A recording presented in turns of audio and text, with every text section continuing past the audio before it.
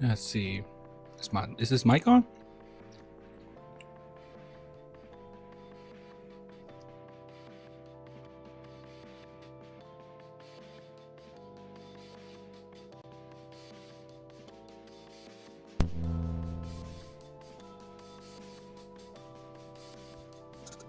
Did it just go out?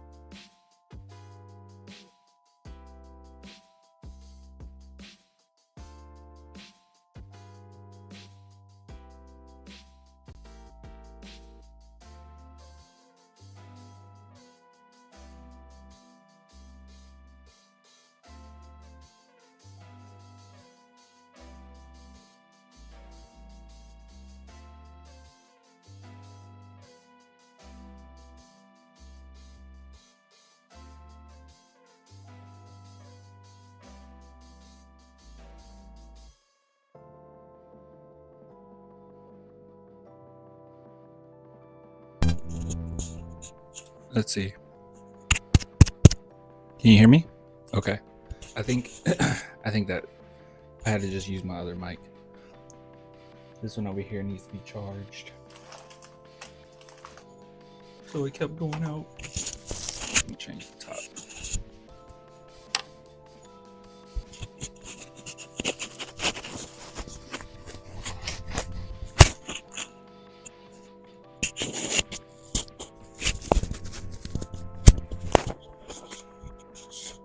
All right.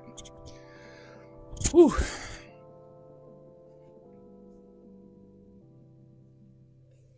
Man.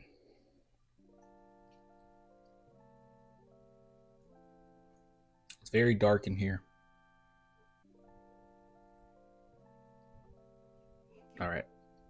Okay. Everything working okay? You guys can hear me okay? Everything's cool?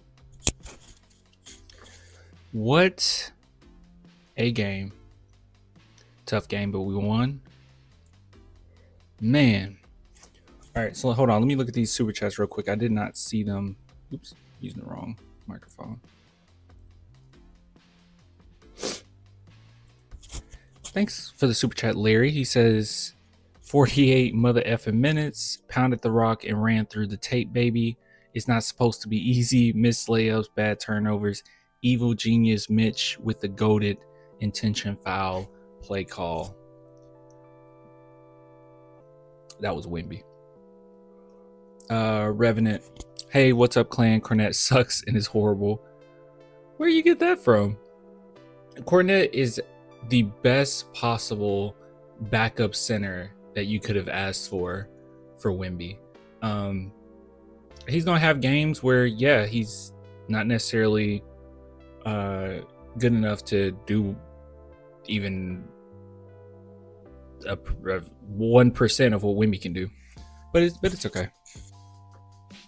Caps, thank you for the super chat. He says major issues with this team.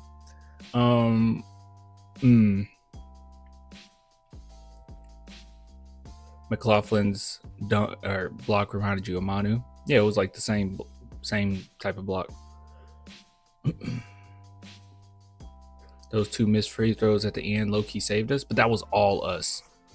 All right, so this is kind of weird not being at my place and having to hold the mic. I mean, I guess I could. Hold on, let me see if I can clip it. Where's my clip?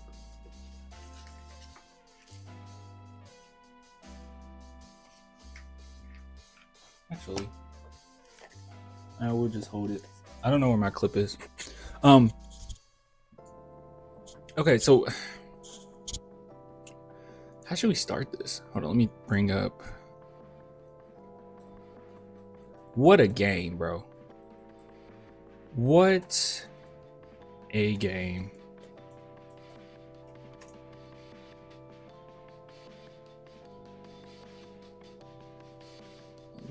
stuff. Spurs.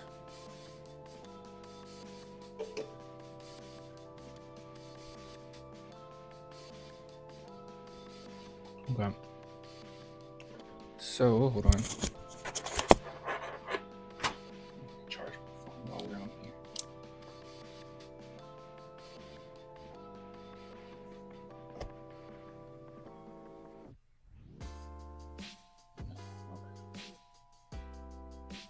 Let's take some battery then.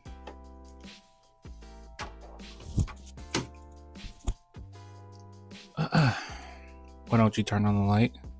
I don't know. I kind of like it like this. Okay. Good question though. Really, really great question. Really great question.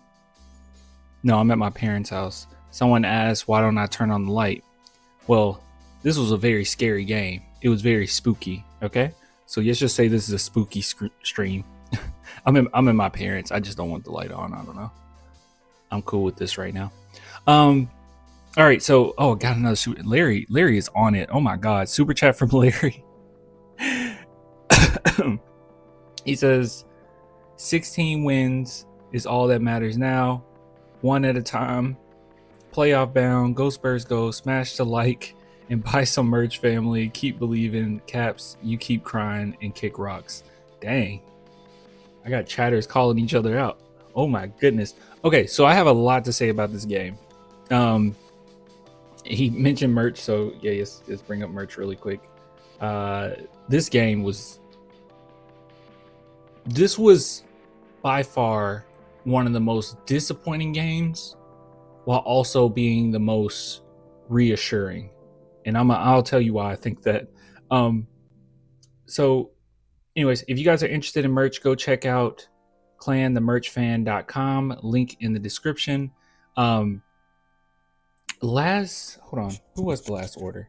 I think we got an order in today. I want to give them a shout out. Oh wait, no, I remember the name, Cliff. So big shout out to Cliff. I don't have to look on my website. Big shout out to Cliff. Thank you so much for the order, my boy. If anyone's interested, please head on over to clanthemerchfan.com and at least just check out the merch. Okay, I'll get to it at the end of this month. Very end of this month is when I'll start to be able to work on it. But I really do appreciate the love nonetheless. Now, screw all that. I got to talk about this game. Okay, so like I said, one of the most frustrating, probably the most frustrating game of the season, right? For two reasons. Number one, you're going against a team that you're probably more than likely going to see in the first round, right? So right then and there, I'm like, okay, we need to go ahead and punch them in the mouth because we're going to see them just in the next few weeks. So that's how I'm leaning. I'm like, okay, we're going to show them who's boss and move on. That was not the case. Number two, the San Antonio Spurs were shooting themselves in the foot while the refs were basically stomping on it after we shot ourselves in the foot. So I'm not blaming the refs, right? I'm not blaming the refs, but it was some pretty bad officiating on both ends. And when you're constantly shooting yourself in the foot, when you're constantly turning the ball over, when you're missing layups, missing some of the easiest shots that like usually go down in our sleep, it is a frustrating game. I never fully thought that we wouldn't win or we couldn't win, but good God, man, it's one thing to miss threes. It's a whole nother beast to miss layups. It was pretty bad. We were getting good looks at the basket, but pretty bad. You know you were a hype clan. Don't try to hide it. Let's calm down. I'm gonna get to it. Let's calm down. So that was really frustrating. I'm talking about all the frustrations. Okay. Really bad turnovers. I mean, the turnovers were so bad.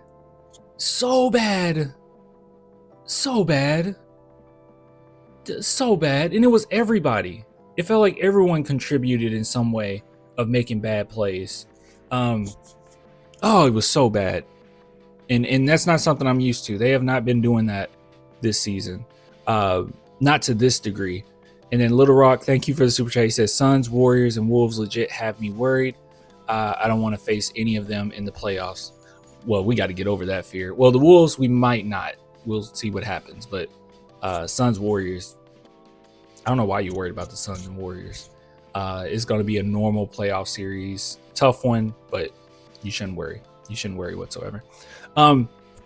But in this game, very frustrating because we want to punch them in the mouth, but we just couldn't. And also, we're leaning back, and I got to the point where I got really worried because I'm like, do we depend on Steph Castle this much to stop like a star, slow down a star? Because that was ridiculous. Like, I know Steph Castle is by far our best perimeter defender currently on this team. But I was not expecting Devin Booker to just get whatever he wanted. Now, by the end of the game, he only had like 20-something points, which was really weird because he definitely controlled this game. It felt like he had 30. And it felt like he got 30 in 3 quarters, but apparently that was not the case. But anyways, so those are my frustrations. Whew. Guys.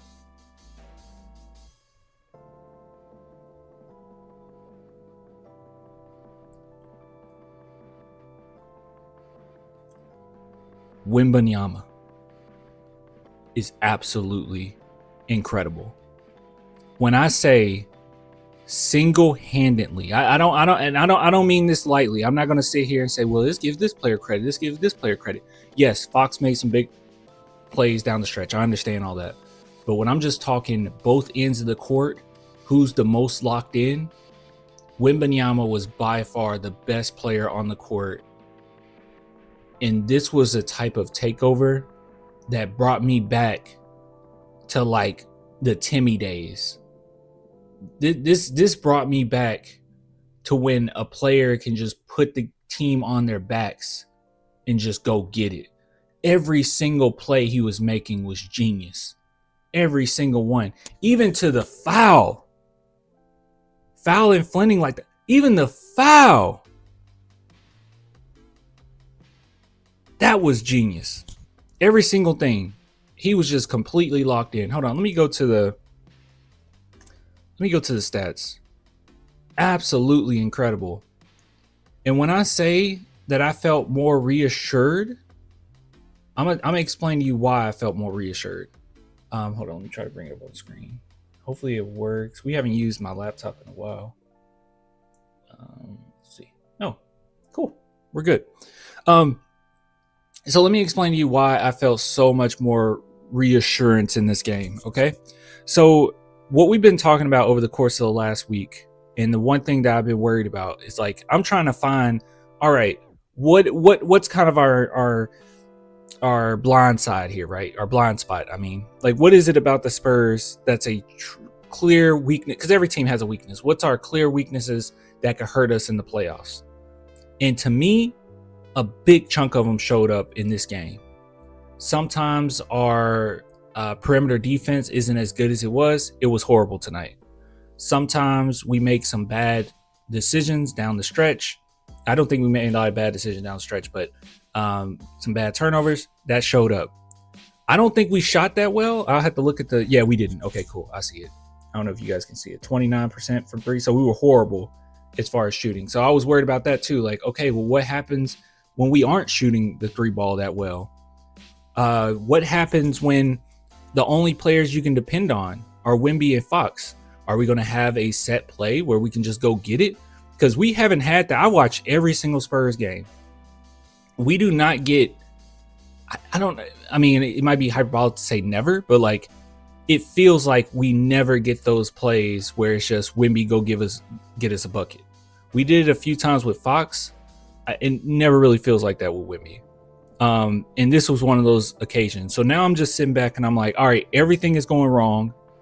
Referees are killing us. The Suns are playing pretty aggressive, physical basketball. I enjoy watching them play defense on us. Where our shots aren't going down. We're turning the ball over like crazy. Can we still manage to pull this one off?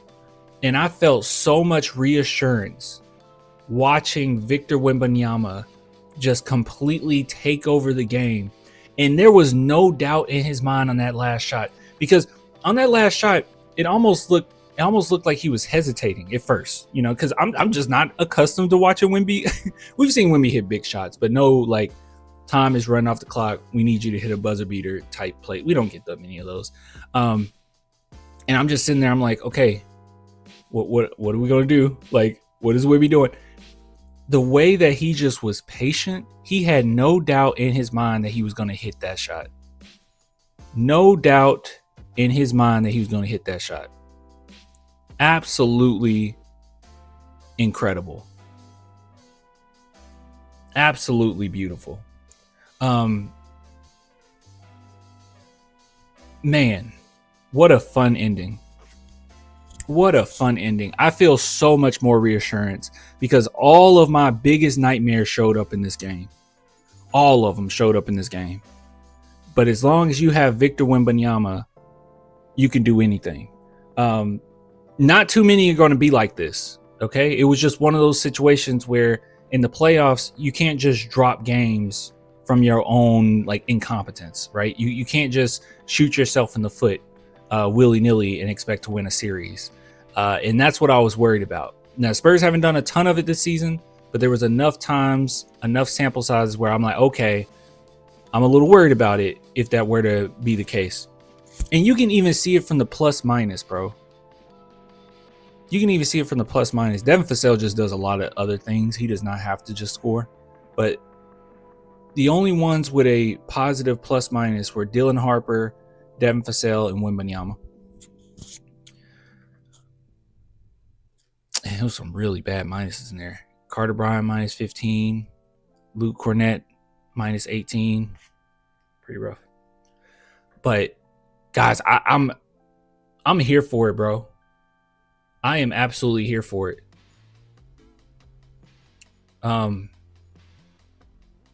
Wow.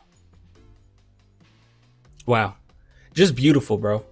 Just absolutely beautiful. The way that Wemby was just kind of waiting, just waiting for the time. I don't know what else to say. I don't know what commentary you expect out of me with this one, y'all. It was just that good. I'm just that excited. Like now I've seen everything. Like at this point, we've talked about how the Spurs always find a way to win, or they've won games in so many different ways. And the one way that I haven't gotten to see it yet was a game like this. Everything's going wrong. No one can really buy a bucket. Wembanyama, can you save us? Because we all know that offensively, he can be a little raw.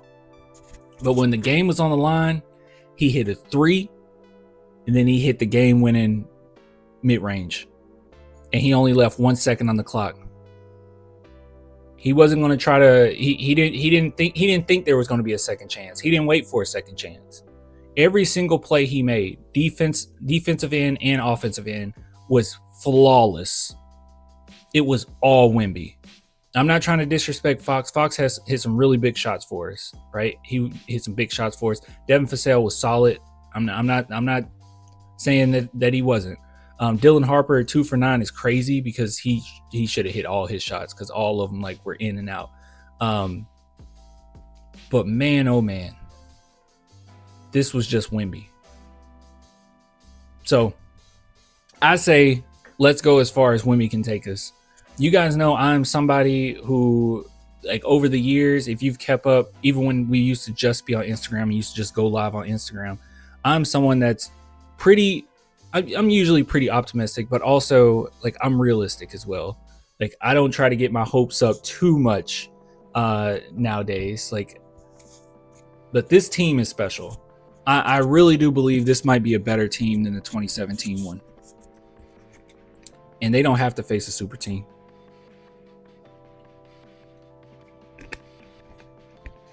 I think that team has more experience, but this team might be better. Wow.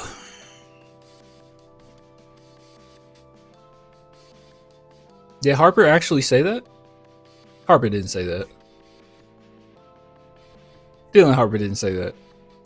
He said I got an A+ on the project and I didn't do ish. He didn't say that. Did he say that for real?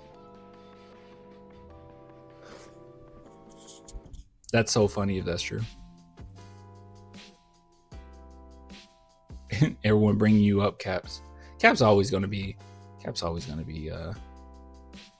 pessimistic, I think. The fact of the matter is this: do the Spurs have some flaws? Do the Spurs have flaws? Of course we have flaws.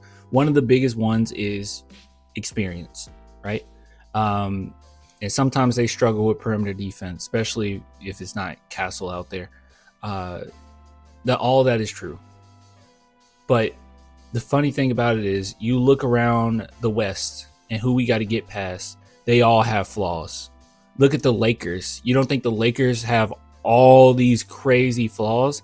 They struggle with their motor. They struggle with inside defense at times. You can look at all the teams, Wolves, all of them.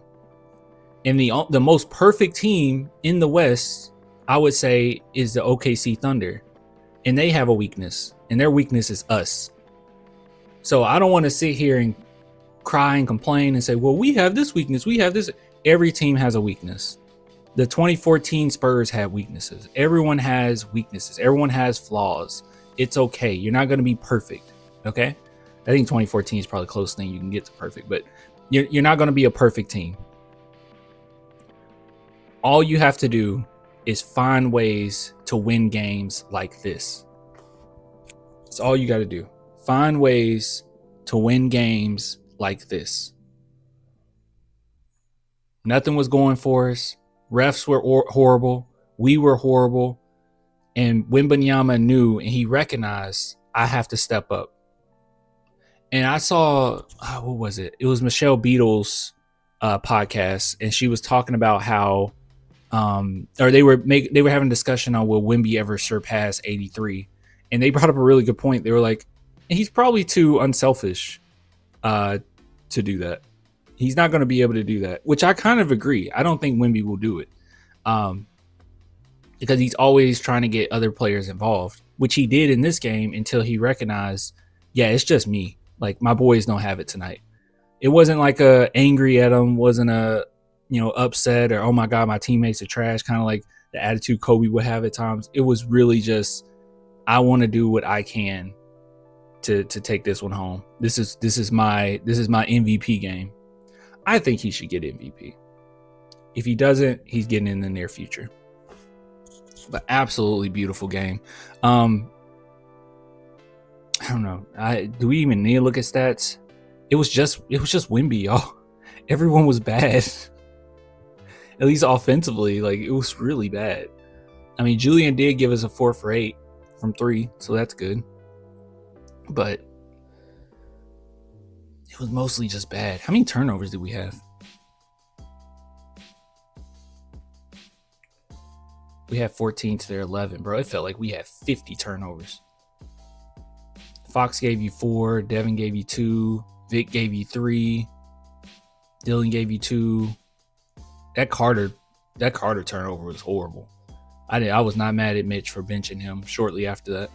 That was pretty bad. Yeah, take the W and move on. Spurs, I've seen enough of them this year. I've seen them look incredible as a team, and everyone's hitting on all cylinders. I've seen us win by attacking the basket. I've seen us win purely off of defense. And the one way that I wanted to see us win was game on Wemby's shoulders. Can he make it happen? And I got it. Because in the playoffs, it's going to be games like this. People are going to struggle. You're not going to be able to move the ball around as much as you can. It's not going to have as much energy as you want it to have. And it's going to come down to, Wemby, can you beat your matchup?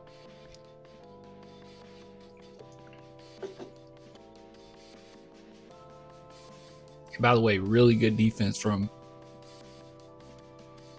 how do you say, Iguodaro? Iguodaro? I was trying to say it, like, even watching the game when they were saying, I was repeating it. I was like, I can't say it. But that foul on Fleming at the end was so good. That was so smart. That's insane impact from an individual player. What's up? The Spurs were -50 net rating. Wemby's on off. Oh my God, bro. Yeah, Spurs played horrible tonight. But this is one of those games where I don't think you should be negative about it. There's some where if the entire season was like this, where we were just screwing up all the time and our team just sucked and Wemby was the one to save us, I would tell you to worry. But do not sit here and highly criticize this team over this game. This is one of those where it happens.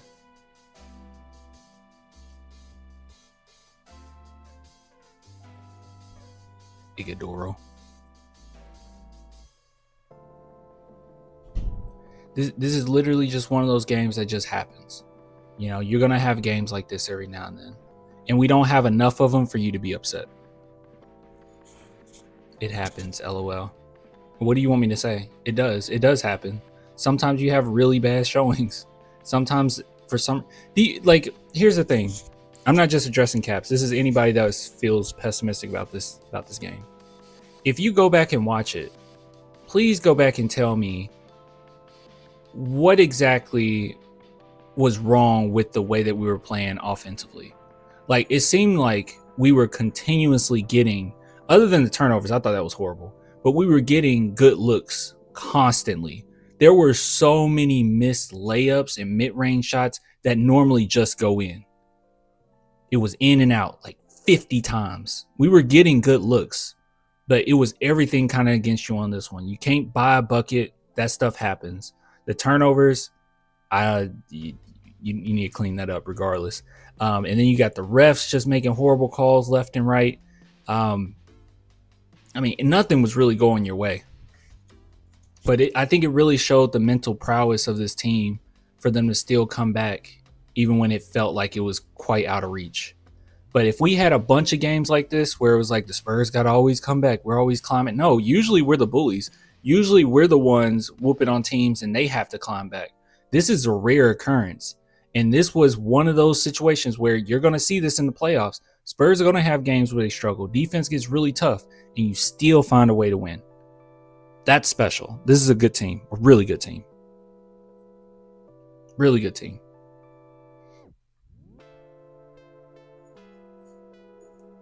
We literally been losing leads. We never had the lead in this game. But like, at what point we were behind this whole game.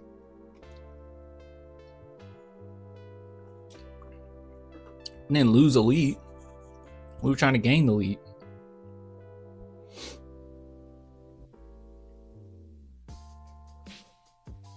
Beyond thankful for this team and relying on Clan post-game coverage. Yeah. That's even worse. Okay, Caps. I'm not listening to you anymore. No more talking to you tonight. Larry says, today's exactly 6 months away from posting on every YouTuber's channel. 81-1 season incoming. We're winning the chip. Love silver and basketball. Nice.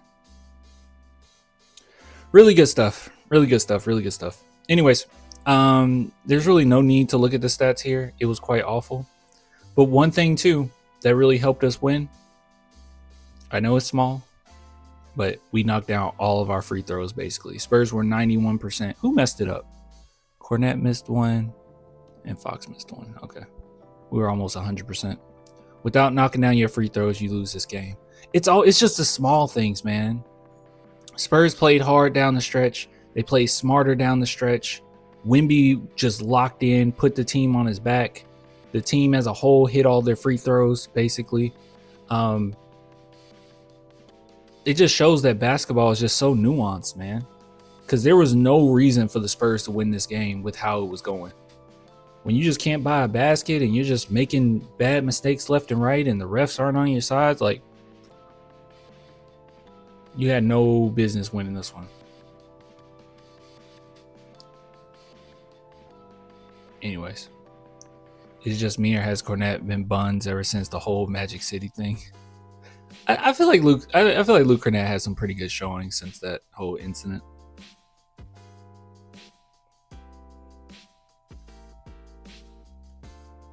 It's a game of inches. It's a game of inches. Well, we usually say that for football, but it is. It's all those small things. It's all those small things. You miss just 2 extra free throws and you lose this game. Small stuff. But yeah, man. Just a beautiful game. And we're missing one of our well, actually, kind of the player, our like go-to guy, one of our main go-to second, third options. And we don't miss Castle that often. He must have really been hurt because he is not somebody that sits out. Anyways, that's what I have to say about this. Let's move on. We got some post-game reacts to get to. The devil's in the details, yes sir.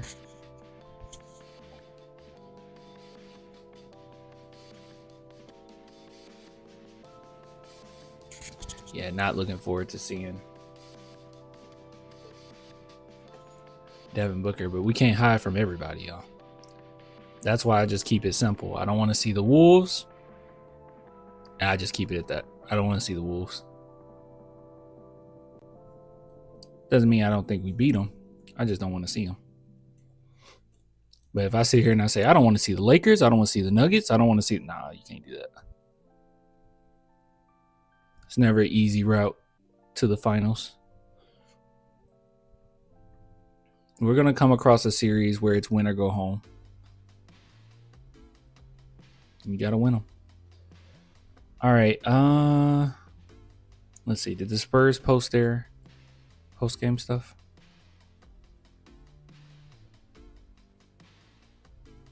Okay, I'm so confused. The whole Spurs send Spurs to the playoffs. Can someone explain that to me? I thought we already made the playoffs. They kept saying that. I was confused. Or was it more like, were they basically saying that before we could have been a play-in team? Guaranteed spot. Accident? I don't think it was accident because it says it on YouTube too. We made 1 through 6. Ah, okay. Yeah, that's what I was thinking. I was like, okay. Because I was like, we're already in the playoffs, but that makes sense. It stopped us from being in the play-in. I'm all out. Makes sense. All right, let's see here.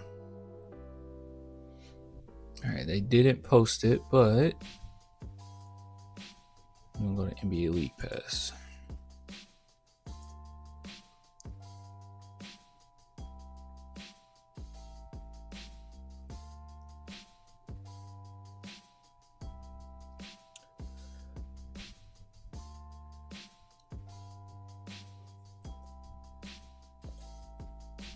Put the mic down.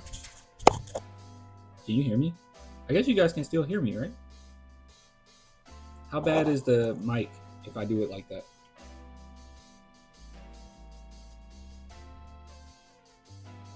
Can you hear me okay? It's not bad? Really? Bad? Gosh, Caps. Let's see here. I'm just trying to find the post game.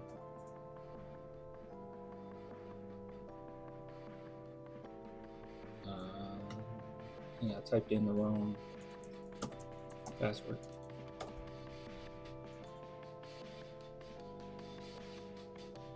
Which account did I use this account? I feel like I got a couple.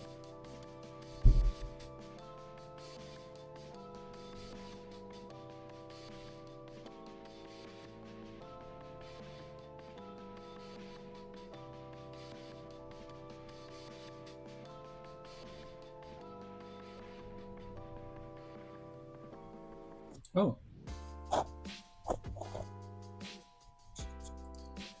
Oh. Looks like Keldon got a post game up. I'm gonna click on it. I know it's gonna be an ad, so we're just gonna. With hotels and vacation rentals. Pause it.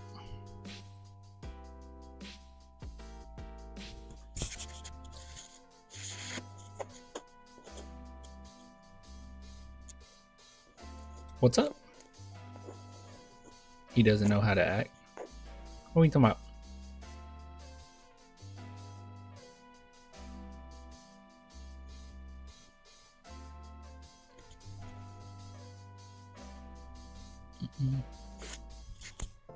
Oh, cool. Cool. All right, guys. All right. So we have Keldon. Keldon had something to say. Before we take a look, big shout out to Cliff for ordering on the shop. If anyone else is interested, go on over to clanthemerchfan.com and get yourself some merch, man. But yeah, big shout out to the last order being Cliff. I really do appreciate the love, my boy. But yeah, so let's move on. Let's take a look at what Keldon has to say about this win. I'll just repeat myself very shortly. I think overall it was a horrible game, but it was also a very reassuring game because we've seen the Spurs win in so many different ways, but we haven't seen many games, at least this season, where it's the fourth quarter, all of it's on Wemby. What is he going to do? And he made every single right decision you could have made. He was absolutely incredible. This team, it has so much depth that, funny enough, there's many games that we don't have to sit back and say, hey, if we didn't have Wemby, we would have lost. We do not have to say that for many of our games. Even with down when we went 9-3 on that stretch, many of them you don't have to say it. This one, I feel like, was one of the very few occasions where you have to say that. There is no way the Spurs win this game without Wemby in it. No way. I can't fathom them winning this game without Wemby. So yeah, I was really happy to see him just put it on his back. I'm reassured. I'm ready to go. I'm ready for the playoffs. I'm not afraid of anything anymore. All of my fears showed up in this game. What happens if we miss threes? What happens if our perimeter defense isn't the best? What happens when, we make big mistakes because we don't have a phenomenal playmaker out there at the moment. Dylan Harper is so young. What happens when you don't have Steph Castle? What happened? Well, there was a lot of what happens, and what happens is Wembanyama. And Fox hit some big shots, but what happens is Wembanyama, and we needed those two specifically. We got them. I think the Spurs have been against tougher matchups. Obviously, we've had tougher games in this, but this is like a small portion of what you might see in the playoffs. So it was really nice to see them step up.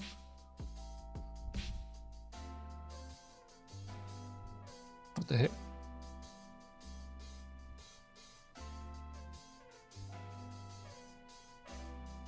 Oh, you guys can't hear that. Hold on.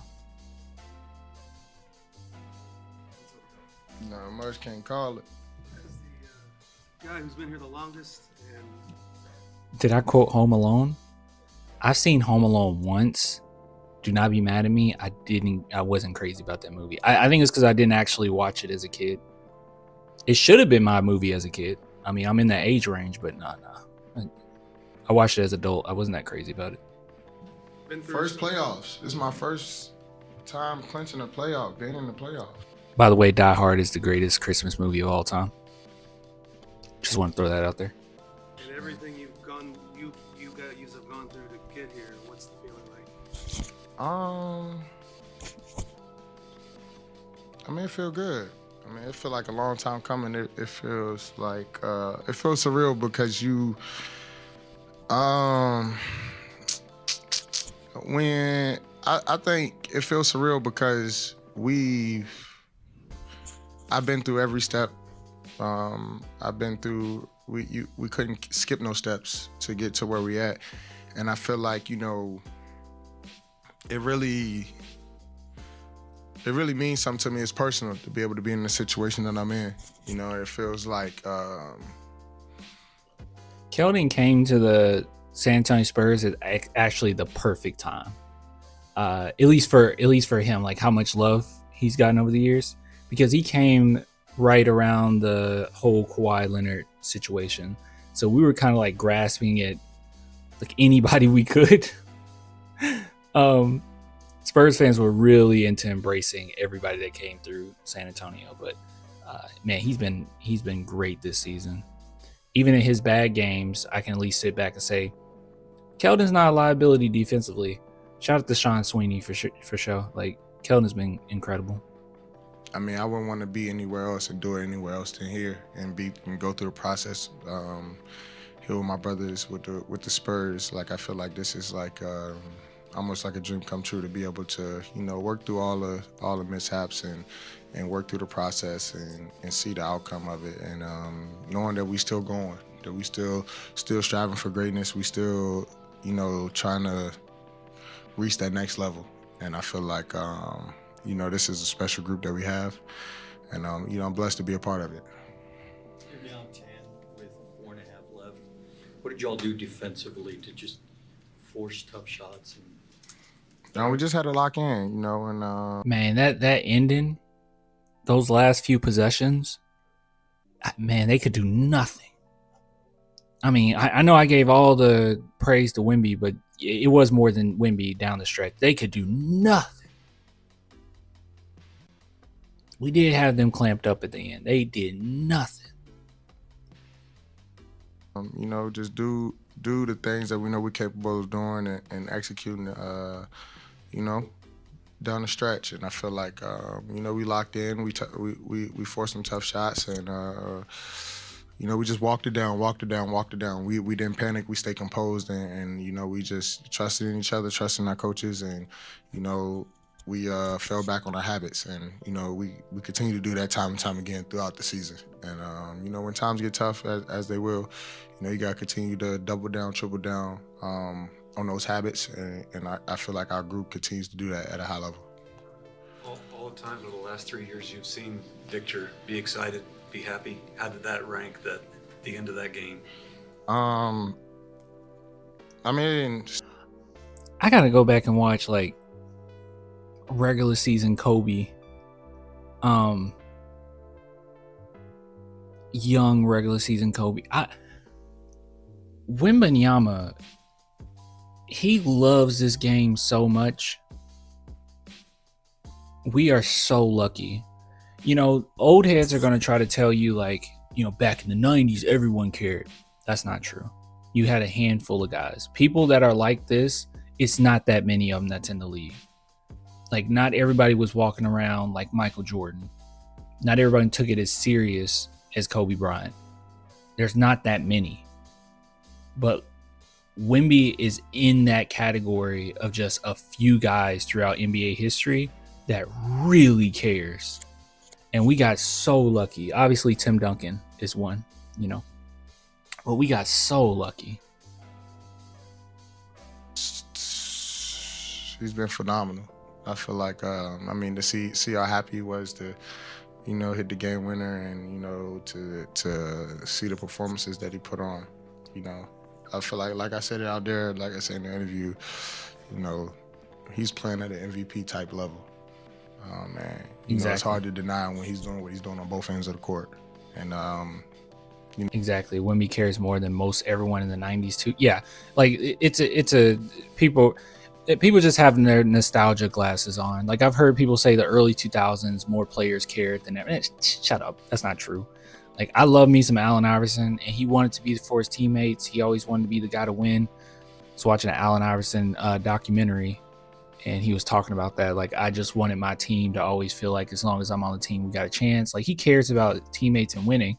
But as far as like the love and passion and the taking care of your body and all the small things, and nah. It's not that many guys like that. You know, he's leading us night in and night out to wins. And I feel like a lot of people has doubted us. A lot of people has counted us out even before the season. And I feel like we continue to prove everybody wrong. And Vic has done the same. And I feel like his level of play right now is MVP level. It is, but can we be for real? Everyone counting us out, even the beginning of the season.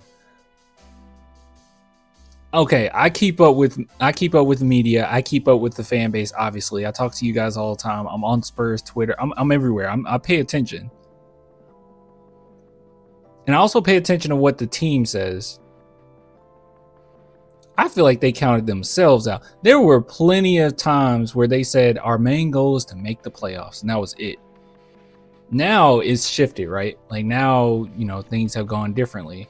But I think most Spurs fans expected them to be in the playoffs.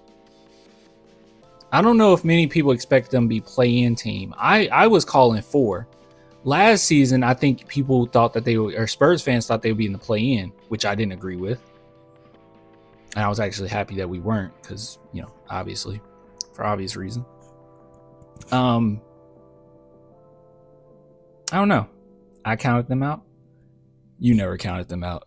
Yeah, I don't know what he's talking about. Who counted them out? Mainstream media just didn't have expectations at all. They didn't say, like, Spurs won't do this or won't do that. They didn't really talk about us that much. I don't know. I feel like they surpassed their own expectations, honestly, but I'm nitpicking. I play. What compelled you to grab the mic and just start an MVP? I don't know. I didn't know what I was gonna say. I didn't have nothing planned. I just knew we need to get on the mic, and so we just let the rest of it. It just naturally came.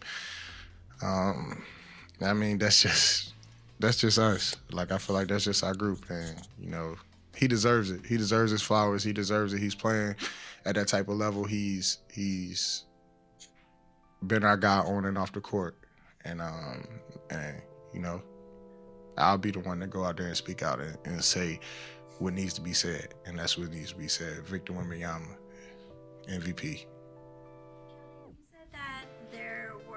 KJ has been nonstop. It's so cool that he's giving Wemby as much praise as he's given him.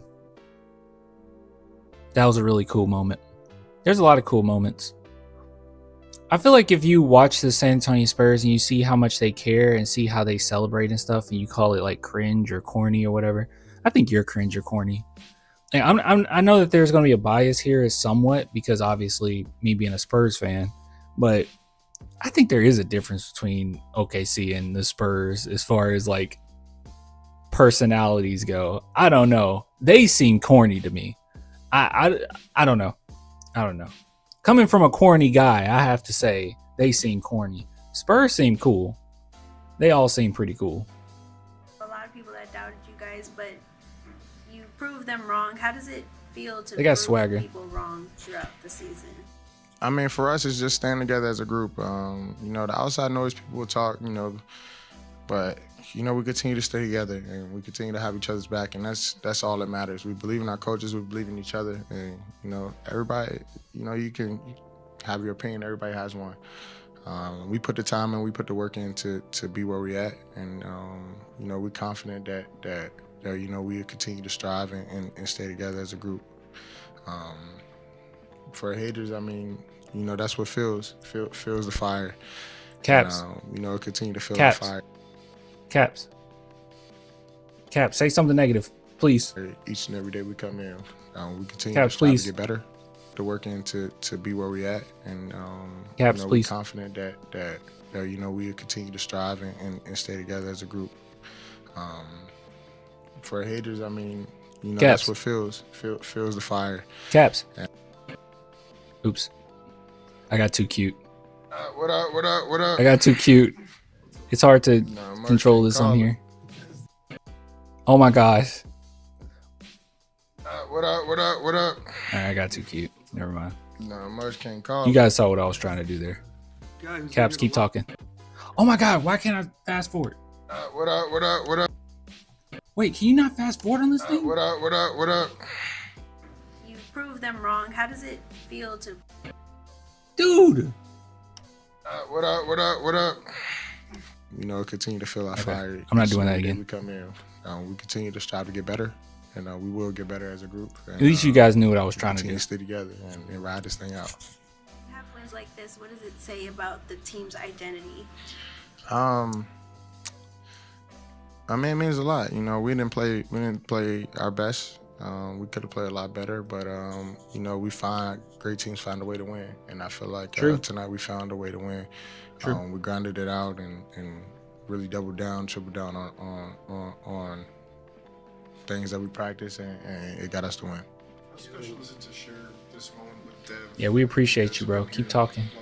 Thank you so much. You're contributing. I mean, it's huge. I mean, Dev is like my brother, like my best friend. And, you know, we talk about everything that goes on with our team, on, off the court, everyday life, family, all those type of things. So, you know, to be able to really go through this process with Dev is special. There's been times where, Dev has been there, been the person that I call after a tough game when the season not going well and vice versa. And, to be able to see it through with him and see the light and see the success that we having now is huge, and I'm glad I'm be able to go through this go through this process and be able to experience this with Dev, because there's no other person that I feel like, deserves it. Like, I feel like he worked so hard. He's sacrificed in every aspect, and he stuck it through when things wasn't as good. So to go through it with him means everything to me. You probably don't even remember this, but you sat there a few years ago and you were like, "It's not going to always be like this here." Remember that? Yeah. Oh, he did say that. I feel like I think I seen the clip probably a little while ago, earlier this season, but I feel like when you building something, it doesn't happen overnight. It's not something that, you get all these players and then you just say, "Oh, bam, we good." It took some time, and, it took some development. It took some growing up and those type of things. And, slowly but surely we here, and I feel like when you have that foundation of, good habits, winning ways, those things continue to grow and spread to other teammates and things like that. When you set that ground and that foundation, it's just a matter of time before it pays off. And I feel like we have a lot of people, not only just on, like, the players, but everybody that's sacrificed so that we could be where we at right now. And I feel like, we have a amazing staff. We have amazing chefs. We have amazing, our video room, our coaches, like all the people that don't necessarily, be able to get that notoriety or that shine. It's top down. You remember that clip of Wemby saying that he holds everybody to a standard, his trainers and everyone to a standard? But, I hope, which I don't see why not, but I really hope Mitch also has taken on what Popovich always did. Like, Popovich knew everybody by name. I mean, from my understanding, he would know the custodians' names, right? Like, it all felt like it was cohesive. Everyone was a part of it. It wasn't just the coaches, front office, and players that win games. It's everybody that contribute to winning games. Somebody, back when I used to put people on and we would talk, it was someone that was an usher for the Spurs. And he was just so ecstatic. He was so happy. He might be in the chat right now, I don't know. But he was just crazy about not just the Spurs, but just, how the franchise and organization treat everyone. And he felt like he was a part of it, So yeah, it's something special with Spurs culture for sure. Like, those are the people that, clocking in every day. Our equipment guy, Corey, Nico, Sarah, like people like that come in, they smile every day, regardless of how they feeling, because they know that they coming in and they're a part of something. It means it's bigger than basketball. And I feel like, when we was 22 wins, or now that we 51 wins, I feel like those people, come in each and every day and give us 100%, and I feel like to you guys, or like to the media or to people on the outside, you guys won't see that, but I feel like they're the engines. Like, we go out and we perform and we. What if he's like Nico, Sarah, Clan? These are the guys that you that you guys don't know about. You don't see the work that Sarah put in. You don't see the work that Clan, the Spurs fan, put in. You guys don't see it. That's behind the scenes. You don't understand. Clan's the engine. We play together, we have fun, and we win and things like that. But without, Clan, our medical staff, Miss Clan. Marilyn Chavi, Logan, Jonathan, without our video Clint. team that they come in here and they get us ready for every game. They putting their bodies on the line, You know I making got it y'all. possible. BP, Curtis, John, Jonathan, Yeah. all of those guys. You know I Jack, got you. like those each and every day they come in, they give it 100% to make sure that we every day we come in, we we come in and give it 100% for you guys every day. You know, when you have something like that that's special, it means And Larry, means so much more than just playing for myself. Exactly. Like I go out there, I play for everybody because it's a lot of sacrifices being put into what we have here in San Antonio. Hours in this live stream. Yep. 52. Okay. Nah, 52. Did I forget Ryan? I said BP first. I forgot Ryan. Will 70. You guys ever know? You guys, it might just be him getting older. Maybe it's just being locked in. Keldon is not as playful as he used to be. Like, he's still playful with his teammates and stuff. Like, he's still Keldon. He still brings the same amount of energy, but he is much more locked in. Just how he speaks now. It's definitely a difference. You know, yeah, he is. But we got a amazing team. And I wouldn't trade them for anything in the world because they really do. Every single day they come in, regardless of since when anything that's going on. I would say the last couple seasons. And they make sure that we're okay. They make it sure might that just be a me ready to thing. go. Anything that we may need to get done, they make sure that it's done. And it's just all behind the scenes, but that's what makes this work. That's what makes it worth it because it's a lot of people that's sacrificing. On the national level, you don't hear a lot of talk about Mitch as a possible coach of the year. Is that kind of crazy to you that he's not getting more talk for that award? I mean, why not? I mean, we went from how many wins we had last year, Jordan? 34, and we have 52 now. So, I mean, Mitch a humble guy. He would never say it, but numbers don't lie. And he's been. I see why not? Why not coach of the year? I feel like he's done proved it. And he won't come in here. He won't tell y'all this.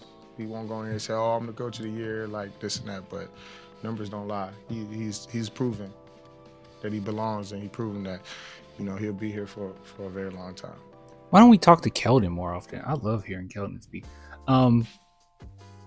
Yeah, I think Mitch should get it. I want more questions about Mitch. I feel like that hasn't been thrown out there enough. We need more of what is the relationship like. Obviously, we know it's good, but I want some more inside stories, right? Let's start building up that lore. We got so much Popovich lore. We got a new coach now. Let's start building up some lore, please. No problem. Cool. Good stuff. Good stuff. Mitch is Batman. He is Batman. He is Batman. All right, moving on. Yeah, obviously he deserves it. All right, let's see what else we got here. Hey, speaking of Mitch, and we got a Wemby one. Okay, so that's... All right, before we get into that, I think I had something... What was it? Oh, cool. It's on, the post games are on YouTube now. Okay, what was... Hold on, guys. Was it on Twitter?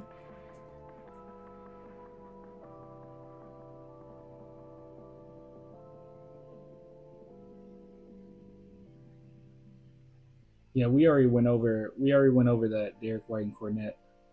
We did that the other night.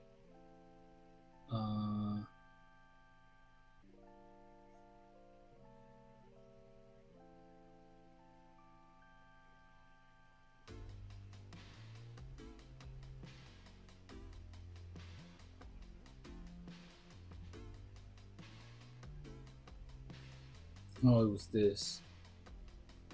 Oh.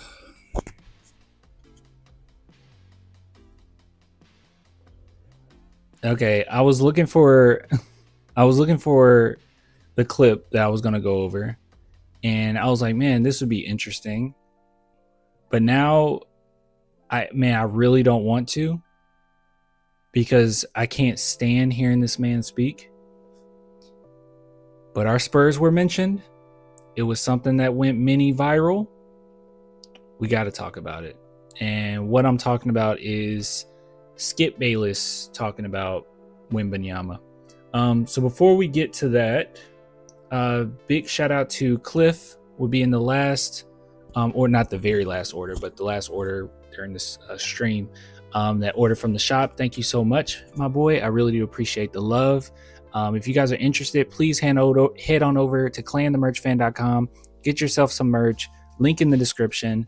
As I told you before, in the next few months, we'll be closing down the shop due to me moving to Japan. Maybe we'll open it back up when I get to the swing of things after the move. Maybe we'll do like a third party thing, but it would no longer be me making the shirts and sending them out. So I guess the good news with that would be you won't have to wait forever like you do now. But if you guys are interested, please head over to clanthemerchfan.com. Thank you so much for the love. Thank you, Cliff. Thank you so many other people, Andrew, Yolanda, all you guys. And if you guys are interested, just head on over to Clan the Merch Fan. All right. Whew. I wish I could have kept that going longer, so we wouldn't have to listen to this, but I gotta show you guys this. All right, so Skip Bayless had something to say about Wembanyama. I said this time and time again, as far as mainstream media and who's a true Spurs fan, it's like Michelle Beadle and nobody else. Like, literally, that's it. Skip Bayless, I used to think that he was a true fan. He's bandwagon. He is the most bandwagon of fans. Like, some of his takes is just not something that comes. You can have opinions about the team, but some of his takes are just things that Spurs fans do not say. Like, Popovich is overrated. That's definitely something that comes from Spurs haters, if anything. How he got angry with Kawhi and then he flipped as soon as Kawhi won a championship. Now all of a sudden, like, he's a big Kawhi fan. Bandwagon, complete bandwagon. He goes with whoever wins. Pathetic. So he's not a real fan. So if he says that he's a fan in this clip, I'm gonna lose it. All right, let's listen. Get ready. You guys ready? Okay, here we go. Last but not least, Skip, Spurs guy. What are your thoughts when you hear Wemby talking like this? I did grow up in Oklahoma City, don't forget. Nah, I know. Where? So, because free team, though. Yeah, that's true. Because I'm the one guy on the couch who did not play this game at a high level, am I allowed to use my notes? Yeah, of course. Yeah, of course. I'm about to say, I got my notes too. You're two, and I got notes all on this laptop, okay. So you good. All right. I'm sorry. I appreciate that Wemby is campaigning for MVP as well as Defensive Player of the Year, but he ain't going to get it. Yeah. It's way, way, way over. And if you look at the Las Vegas odds as of this morning, Shai Gilgeous-Alexander is a minus 1250.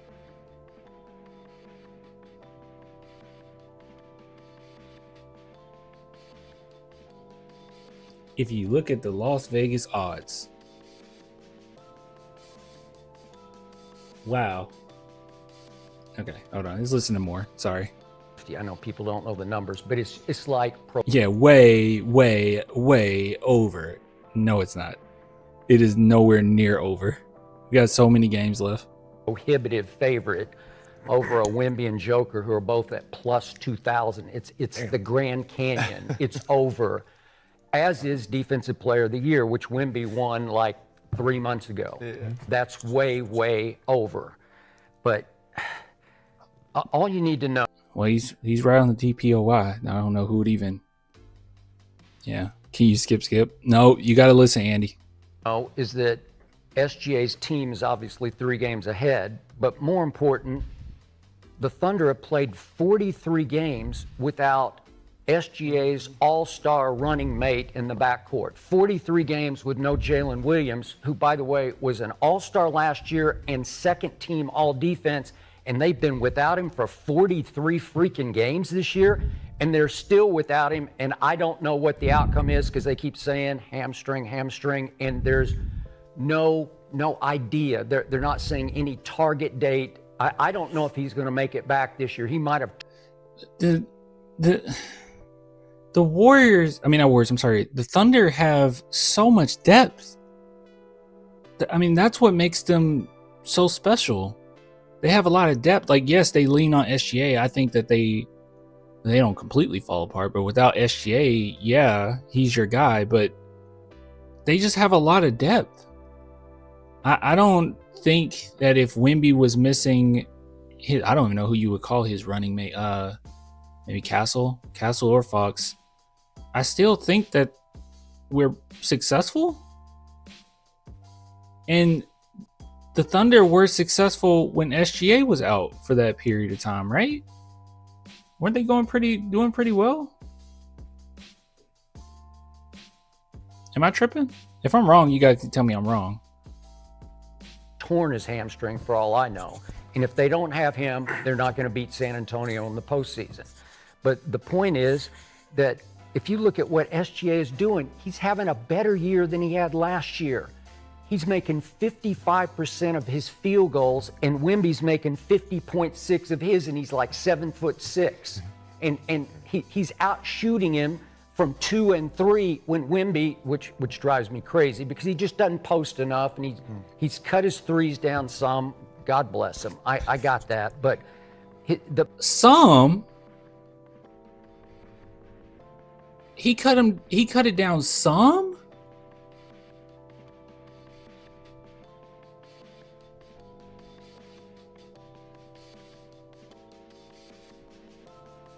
That 9 to 5 is a massive difference. He basically cut it in half almost. Some?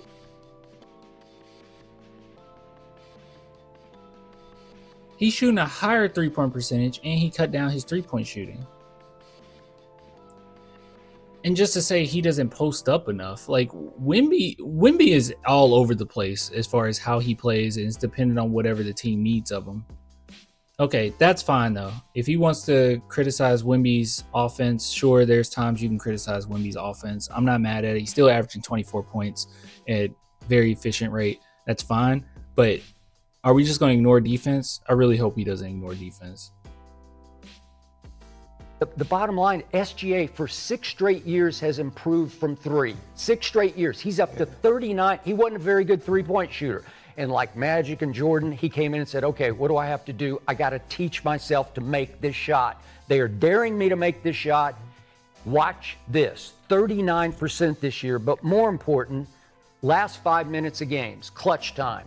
SGA dominates every statistic in clutch time. Every one. He's made the most field goals. He's made the most threes. He has the highest field goal free throw percentage in the last 5 minutes. He's the leading scorer. He's plus 85, which is number 1 in plus minus.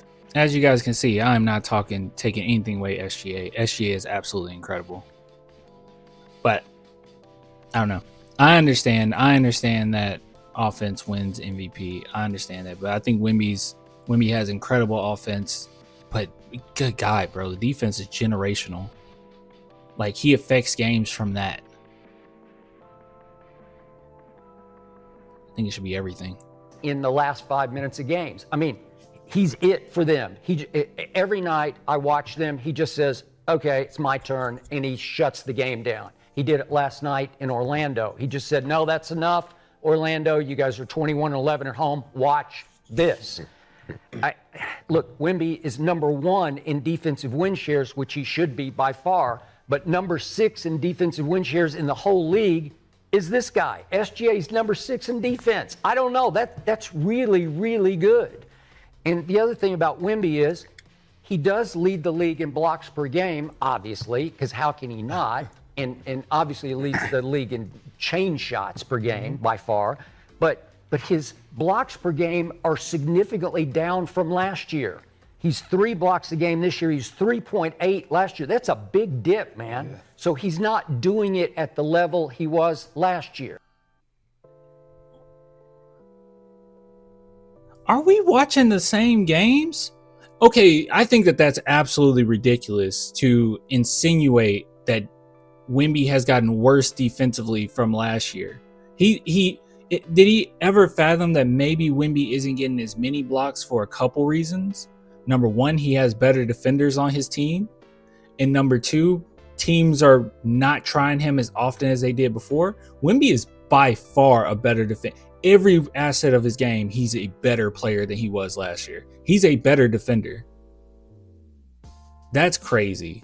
I think that's a crazy take to say, well, his blood, yeah, he's averaging this. How could he not? Well, there's lots of other guys that were 7 foot, over 7 feet that don't do this. So what do you mean, how can he not? I am not a big proponent of people that make the argument that Wembanyama is supposed to, like, you're really trying to, now maybe he's not doing it on purpose, but you're really downplaying what he does defensively. You don't see any 7 foot guy be able to chase around a Garland around the perimeter all the way to the paint, running up and down the court and end it with a block. You don't see that. No one does that. And they're just not trying Wemby as often. That's all that is. They're just not trying them. Hold on. I'll show y'all. Let me show you what's happening. Just for giggles.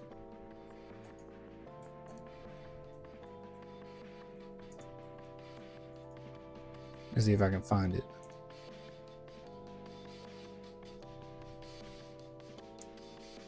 What was it? Who was that? Man.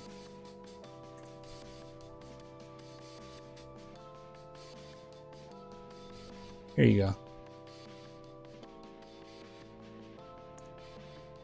This is what's going on. This is what's happening. This is what's happening. That's what's happening. The idea that, you know, oh, he's down on blocks. Teams know not to try it. Whatever. And the final thing I'll say about him is when he decides before a game, as he did in 4 of the 5 Thunder games, when he decides that he's going to play tonight, he plays his ass off.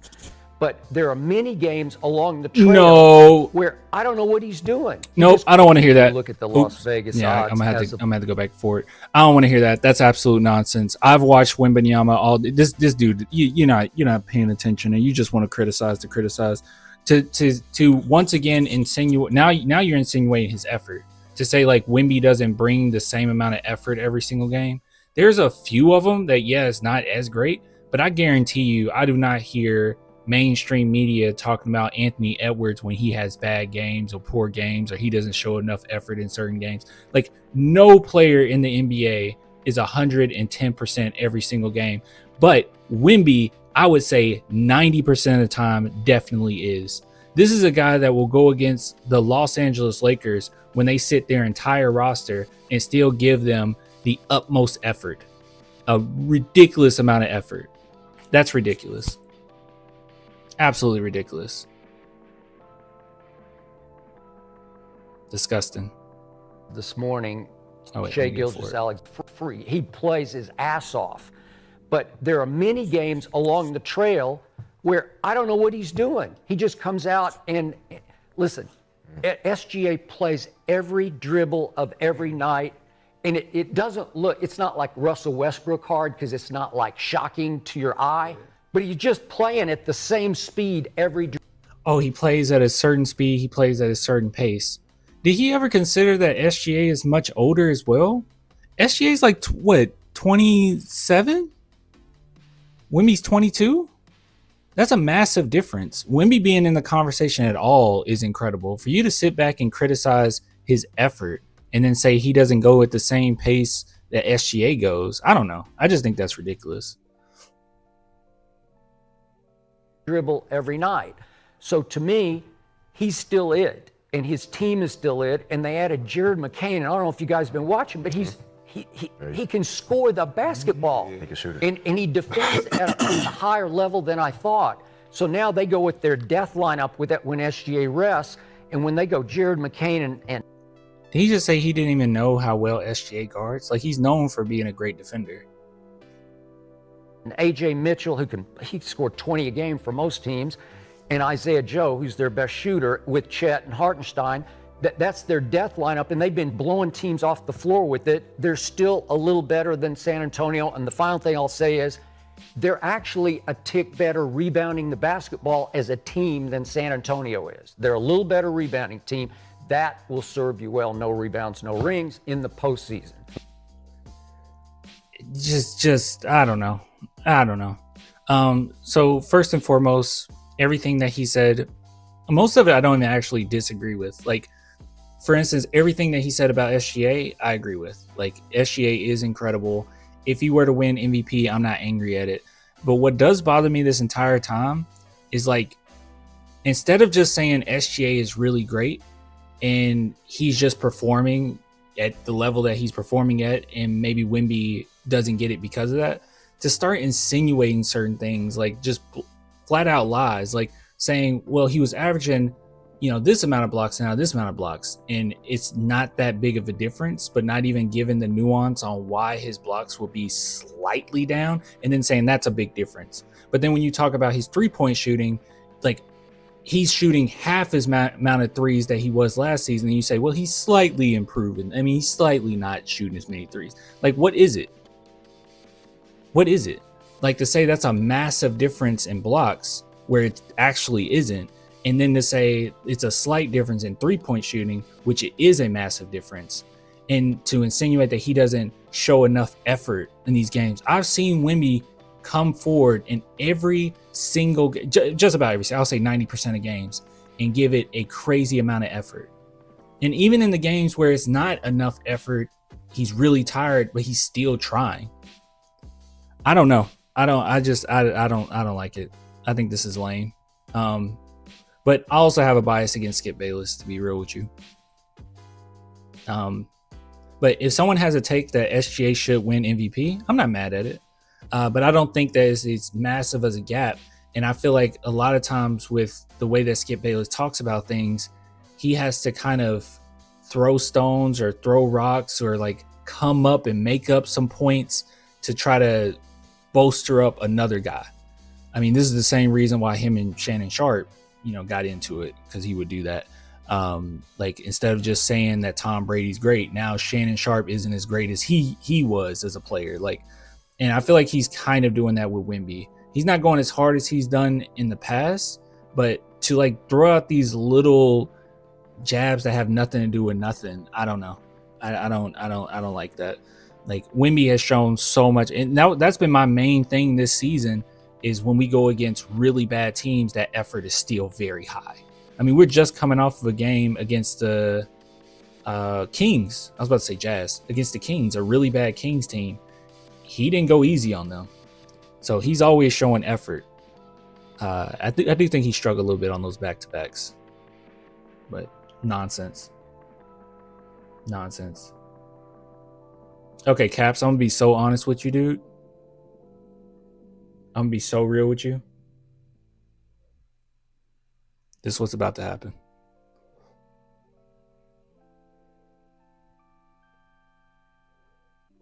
Yeah, no more mod for you. I'm gonna be so real with you. Clan is just yapping. Yeah, nah. We're not doing that. There's more to the clip, Clan. I don't think I want to listen anymore. I don't think I want to hear anymore. But anyways, yeah, I don't know. Not crazy about Skip. Give it to me instead. Nah.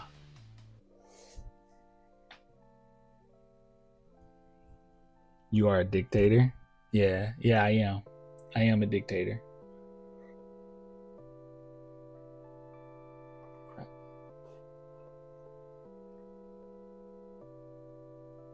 Literally giving you my thoughts on here, and your response. Like, first you spam the chat And then your response is Clan's just yapping. All right.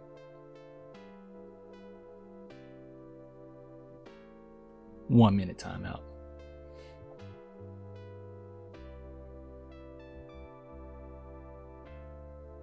Dang, Clan, don't do him like that.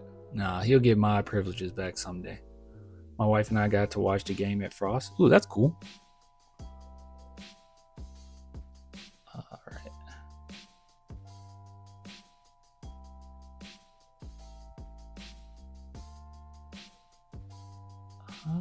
Where is it?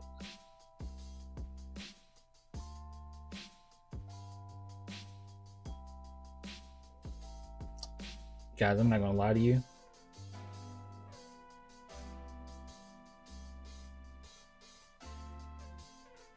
Y'all, I'm not gonna lie to you. This goes so hard. Oh my God. This is so tough. That is such a tough image. Oh my God. That's screensaver material. Oh my God. So tough.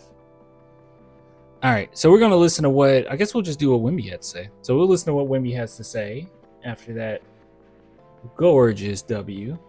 Before we do, big shout out to Cliff for ordering on the shop, clanthemerchfan.com. Guys, please head on over to clanthemerchfan.com, get yourself some merch if you are interested. If not, just like, subscribe, and that actually helps a ton as well. All right, so let's take a look here. Let's see. Where is it? All right, here we go. Found it. So once again, oh, fun. Oh wait, no, I thought it said something else. So you guys know my thoughts about this win. Really tough one, really ugly game, but it gave me more reassurance than a lot of other games have given me. Because all of the fears that I've had about this team, like what happens if this happens, what happens if this happens, what happens if this goes wrong, all of it was here. All of it was against a team that we're probably going to see first round. And I got to see Wembanyama completely take over in all facets of the game and win this for us. I'm comfortable. I'm ready to go. Let's rock with them. Let's rock with the team. We got this. Victor, can you take us through that the last shot? Was that the play that was called, or what were you looking at? I took Cap Mod away. He says, "It's okay. I don't want to be where I'm not wanted. I can be myself now."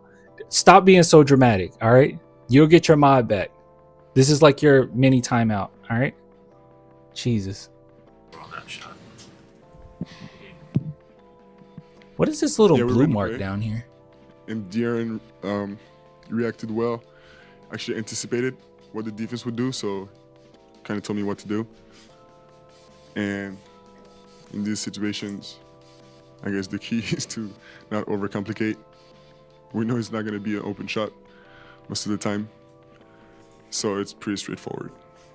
How much fun is that for you being in that Look, yo. situation, down one, got the ball, clock ticking Most down? dramatic chatter ever, bro. I swear, dude.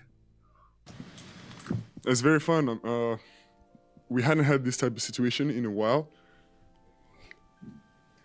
and it was a good test, you know, and we passed it. Doesn't mean by no mean that our game was perfect. Far from that.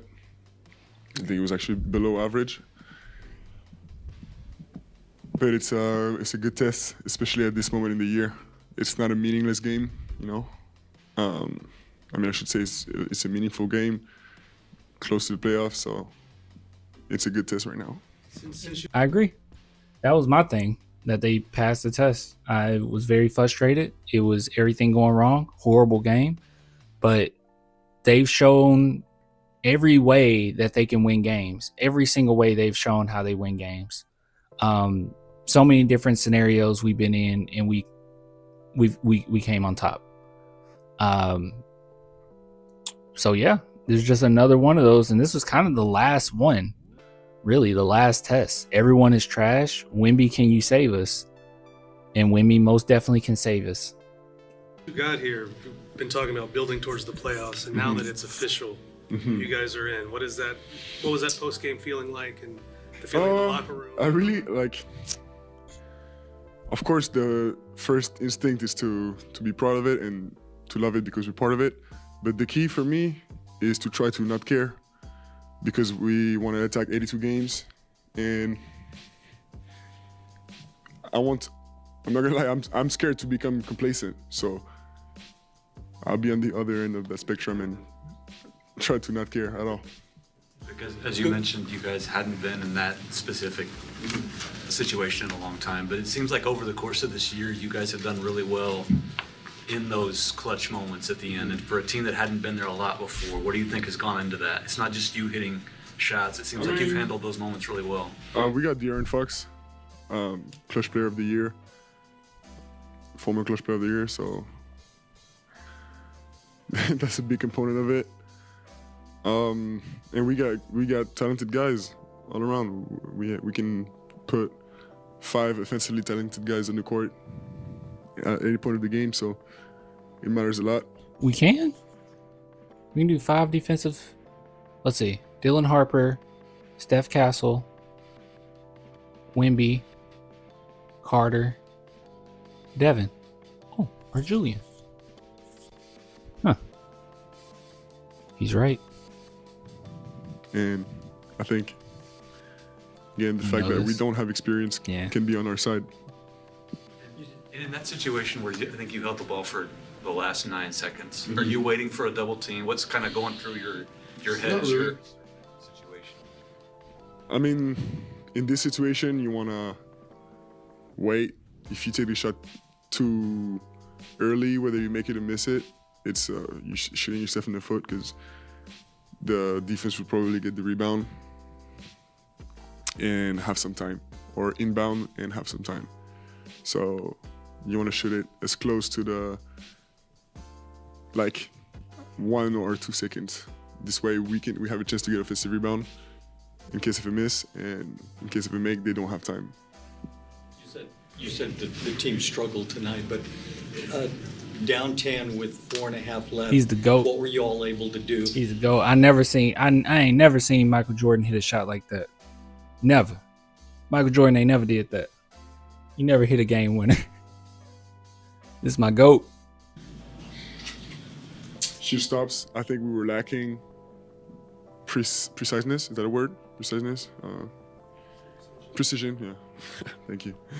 We were lacking precision in the execution of our habits on both sides of the floor. And by that, I mean setting the screens, rolling hard, having the good angles, being in position early and anticipating in defense. I think we were a little bit sloppy. So we locked in at the end.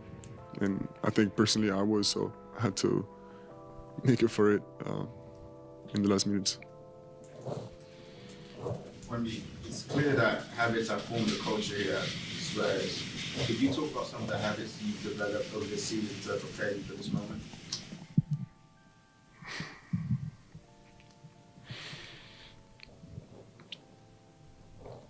I think just like everything, ability is the main thing. It's a shot I've worked on.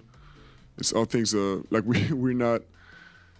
Our game plan is not inventing things. So it's all things we've been working on. I know it's this shot especially. It's a shot I've been working on with Tim Martin as far as 6 years ago. So it's not something new.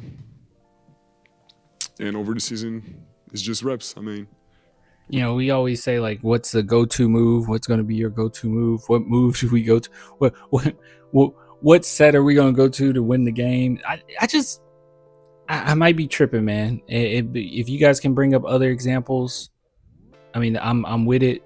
I've seen Wemby hit clutch shots, but as far as buzzer beater type shots, and him going for it and hitting that shot, I don't know. I haven't seen a lot of that.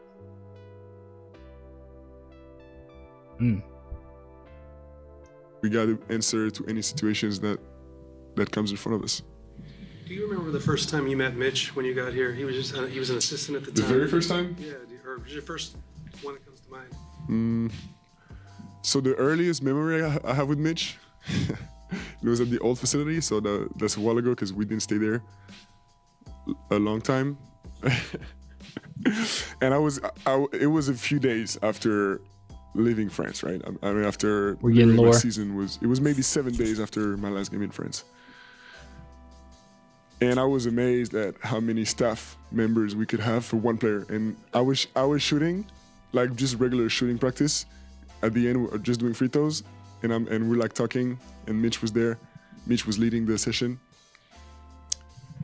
And I'm like, wow, I got like 5 or 6 guys just for me, like rebounding. It's amazing. Like every time I shoot free throw, I want everyone of you to pass me the ball. And Mitch started saying, okay. And like he grabbed the rebound and all 6 guys pass it to each other and then they pass it to me.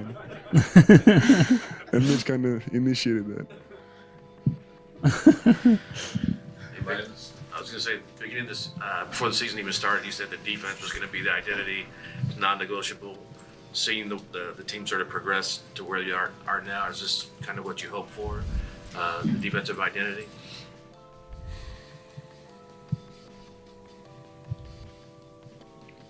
I think we can do even better.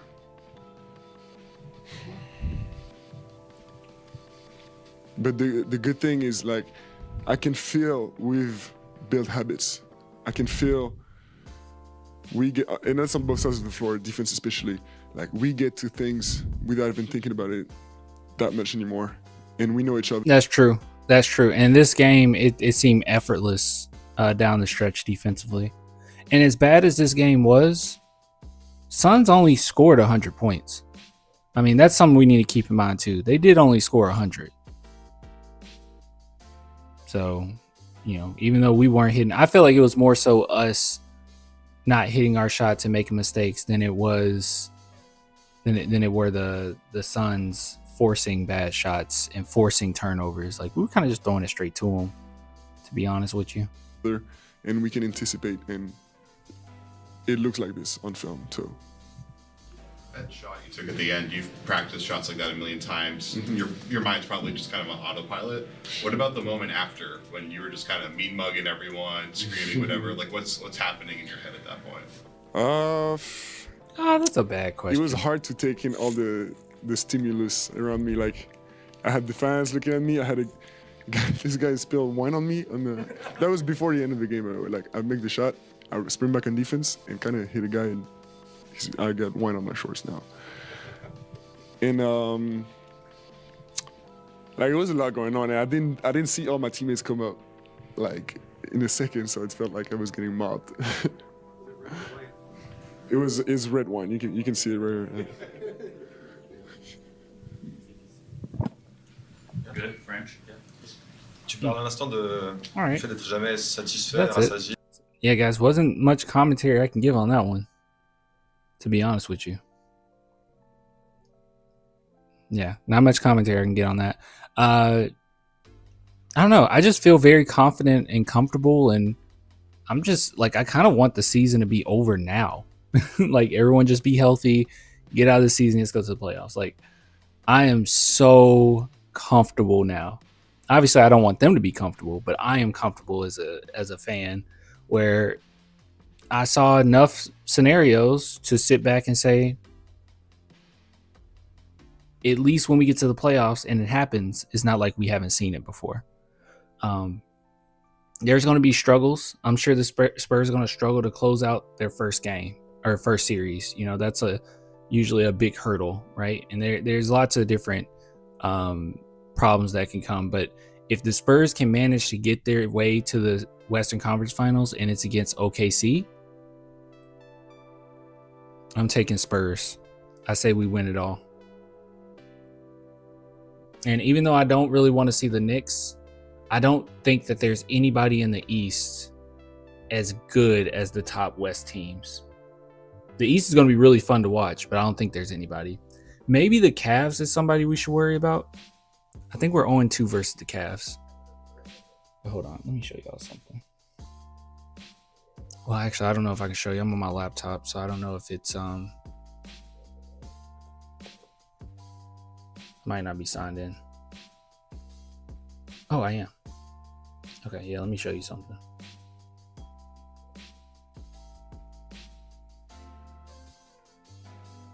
See, I think I posted it. Okay, Clutch Points posted it. So if you look at top 4 seeds records versus each other, you can see the Lakers, 21%. See the Cavs, 35%. Rockets, about 44%. Knicks, 47%. Celtics, 47%. Thunder, 60%. Pistons, 64.7%. And guys, Spurs in a complete different league of their own. We have over 11% more wins versus the top teams in the NBA than OKC. 15-6. Now at this point they still have more to go, but I believe just completely league of our own. I'm very confident. There's no real reason or true reason to be extraordinarily worried unless you just want to be pessimistic, because this is very telling. You don't just stumble across these types of wins. And another thing that's very impressive as well is quite a few of these are when teams have already figured this out. Because what we were worried about earlier in the season was the Spurs were getting some teams off guard. And we were like, okay, this is going to calm down, right? The losses are going to come. We're going to end up being in that 4 seed range where I expect us to be. No, the Spurs kept adjusting, got better and better, stepped up, and it didn't matter. Like the Detroit Pistons, they probably gave us the best fight we've gotten during the season. With the first game we played them, didn't matter. Second game, we basically blew them out. So yeah, this is impressive. Very telling. Very telling.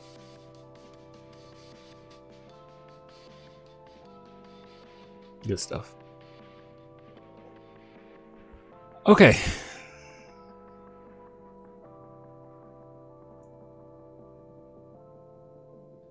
All right, guys. All right. But yeah, this is actually really impressive.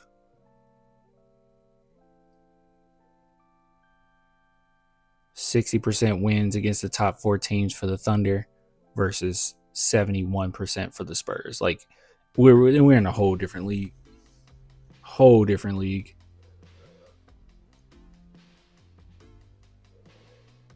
All right, guys. I think we got Mitch. I think we're gonna listen to Mitch next. It's starting to get late. Big shout out to Cliff for ordering on the shop, clanthemerchfan.com. If you guys are interested in some merch, head on over, clanthemerchfan.com. Link in the description. Okay, let's see. I'm starting to get sleepy, y'all.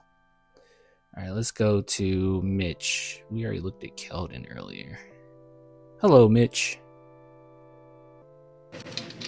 What's up, puppet pal Mitch? All right, dope. Okay, to play, you drew up there for Wemby at the end. We were not very sharp for a lot of things tonight. And I thought at the end of the game, we did a good job, even the defensive possession before, when we trapped them and tried to see if we could get a steal, and they did a good job of protecting the ball, but then we made them forced to call a timeout when we had Booker trapped. And so, you give yourself a chance in terms of another defensive possession, which, the ball found the guy that we wanted it to find, and we fouled him. And then you call a timeout. And that's what great playoff teams do right there. Clutch defense. We just needed a few stops, they couldn't do anything near the end of that game. You know, obviously, it's funny how sometimes the simplest plays are the best. But Dylan and Julian went and set a screen to get him open. Obviously, they didn't want him to get the ball, so those guys get credit for that. Victor did a good job getting the ball where he wanted it, and then we got to our appropriate spacing and let the play unfold. And when sometimes you do those simple fundamentals, then the talent becomes the highlight. But there's a lot of things. Somebody said Mitch's voice sounds worse after he clears his throat. That's crazy. To go into it before that. How does Victor being able to kind of just guard the whole paint on that possession at the end where you trap them and they had to call timeout, how does he allow you to guys to get more aggressive? Because you don't see teams usually able to just like trap every other player on the floor and not worry about the backside. Yeah, I think, you know, he is a unique talent, I think, in that regard also, that they had a couple of their main guys, obviously Book and Gillespie and some of those guys. I think that they were trying to get the ball, and when we didn't foul him and trap him, the ball was going to continue to find other people. And so, you know, in that instance, I think Victor being back there, in addition to, you know, the personnel, probably lent itself to be a little bit more impactful than normal. Coach, with the win, you guys clinched the team's first playoff berth in 6 years. You've been here that whole time. What does this moment mean to you? I swear I was so surprised when they said that we clinched a playoff spot. I was like, we already got that playoff spot, but it's 1 through 6, like you guys explained. I thought it was the Suns. I thought they kept making a mistake and they were actually meant the Suns could clinch, but nah. Vengeance. It means, I don't know if I can articulate it the right way. I'm happy for the city and the community and the organization. And to be a part of that process is rewarding. And there's a lot in that, but that's also kind of outside of me. So I'll watch this game and then get ready for Saturday, but there's a lot in that. Steph, I saw something today that in terms of like defensive matchup difficulty and amount of offense produced, he's like among the top in the league in terms of combining those things. How much did you guys miss him out there today? Yeah, I mean, he's in the middle of everything all the time, so it's it definitely is going to produce a different amount of volume on each sides of the ball. And I thought Jordan McLaughlin was probably the unsung hero in terms of the box score won't stick out. But I thought we needed every second of his 10 minutes and 23 seconds. And I thought he made nothing but positive plays for us, especially on a night where we just weren't very sharp. And that happens in a long season. And that's why you have professionals and humans like that who are always ready. That's what I'm saying. This stuff does happen. This is a normal occurrence in the NBA.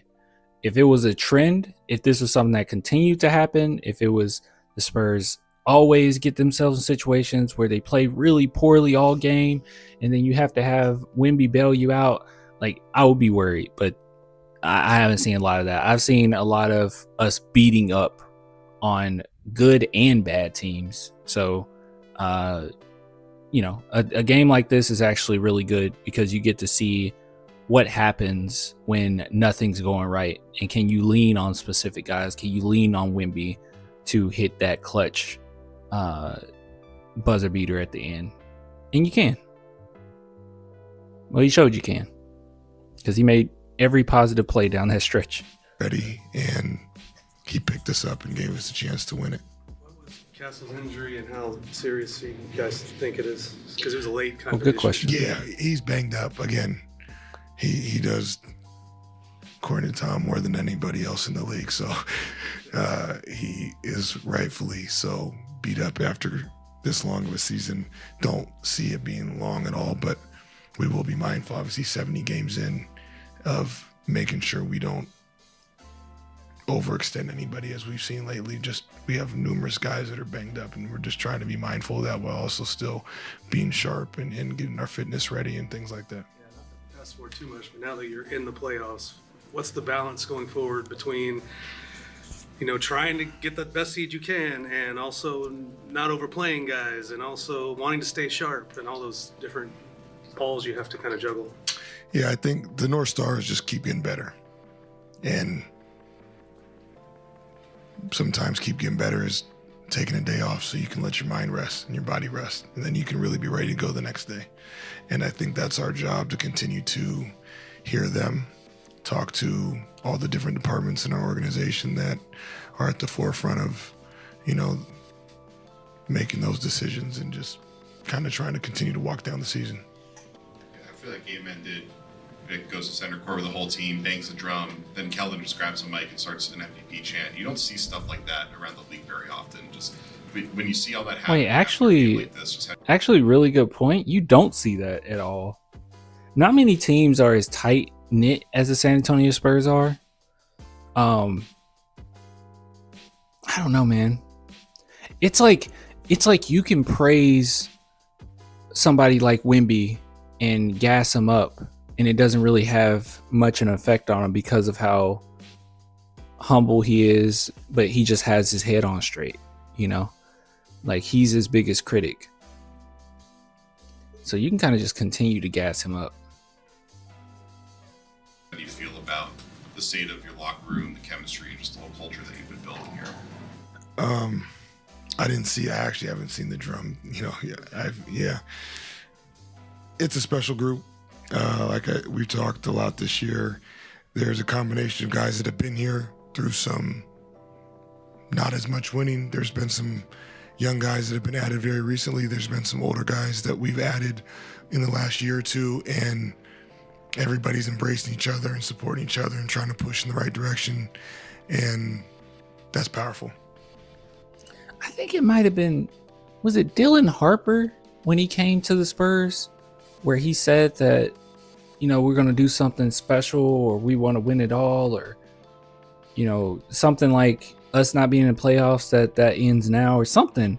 I don't remember who it was. I feel like it was Dylan Harper, but that just speaks to how much confidence this team had right out the gate. It was him and Carter. Okay. He said we're going to make the playoffs. This is rare chemistry. Yeah, I think this is even better chemistry than like the coffee gang days. And that team loved each other. Really nice. Good stuff. Well, all right, guys. It is getting up there. It's getting pretty late. I am going to chill out. I'm going to go ahead and make a few thumbnails, get these videos ready to post them. But I will be back on Saturday. We'll do a few segments and we'll get it rolling. Can we watch the Space God thing again? No, I don't want to watch that again. Not right now. But what I will do, where you at? Here, you get your mod back.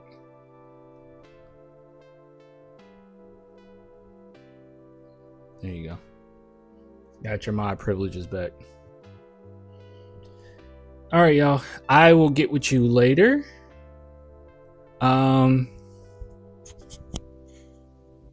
Don't do it. No, I did promise that he'd get his mod stuff, but I'm gonna be honest, if he keeps trolling or start throwing attacks unnecessarily, nah, it's gone. Boo. Yeah. He hasn't been a bad mod. I'm not trolling. Yeah. I mean trolling as in like spamming. I just speak fact. I swear to caps. I know, guys. I know. All right, let's get this W Saturday. I will see you guys on Saturday. We play Pacers, so that should be a blowout. And also, I think, don't we play on Monday too? Isn't it a back? No, that's not a back-to-back. Saturday and then Monday. Never mind. So I'll go live Monday. So yeah.